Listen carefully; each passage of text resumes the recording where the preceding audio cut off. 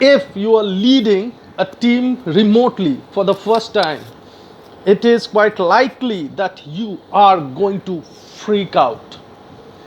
What are the reasons? Well, there's the problem. The problem is that you are not going to office. You don't have your team sitting around you. You don't have that usual quick fix interactions. You don't know how the time is passing. You don't have the grip of the entire day in your hand. You don't have those interactions as much as you want to when you want to. So there is a lack of our usual pattern of work, and this remote work culture is going to stay and stay for a very long time. Most of the big MNCs have already put in place culture of work from home, and smaller companies have followed suit. And what the trend shows, that this work from home, remote working, leading your teams remotely, is going to be there even after the pandemic is over.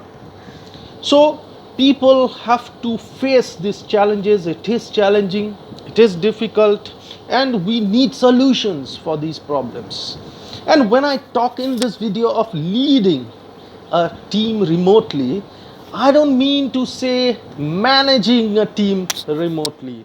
So please listen carefully, the word leading. So here's the few steps that as a leader you can follow to overcome the problems. Step number 1, build a two-way trust. Yes, two-way trust. When you trust your team will trust you back, because you can't see them, you're not seated around them. There is a tendency of not having trust in each other, and this is important. So I have put it on number 1 point: build trust. Point number 2, learn to delegate better. That means when you give a work to somebody, put faith and let go. So you know whom to delegate, how to delegate, have those skills to understand why to delegate, whom to delegate, why to delegate. Point number 3, emotional quotient. Improve your handling of emotions and use EQ to reduce stress levels, anxieties, uncertainties in and around external or internal, because this is real, and only EQ, emotional intelligence, will help a leader to work remotely. Point number 4, well, have more informal interactions with your team. Try to add humor to the entire day's interaction, because it will reduce the stress level, reduce anxieties, and will make the entire day better. Point number 5, have a culture of positivity. Try to spread as much as positivity as possible, motivate each other as possible. That's important.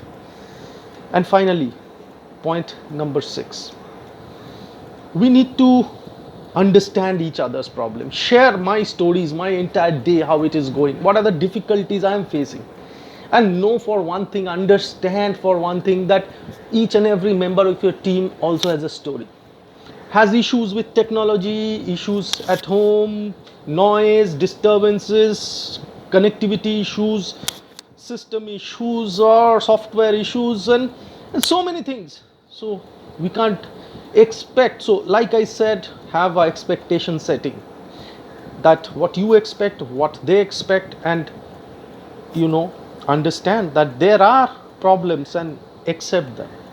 So if you follow these simple 6 steps, I think you will be doing much better in handling your team remotely. And finally, friends, like all revolutions, this too is a revolution in progress. It's a revolution that's painful process. Like all other revolutions, it's difficult, but the end product is sweet. And so friends, this too, working remotely, leading a team remotely, shall be sweet and sweeter after a few days. But follow those 6 steps carefully. Thank you, friends, for watching this episode of The PEP Talk with me, Sudip Nag. Until next time, be well, be safe, and have a wonderful day. Keep smiling.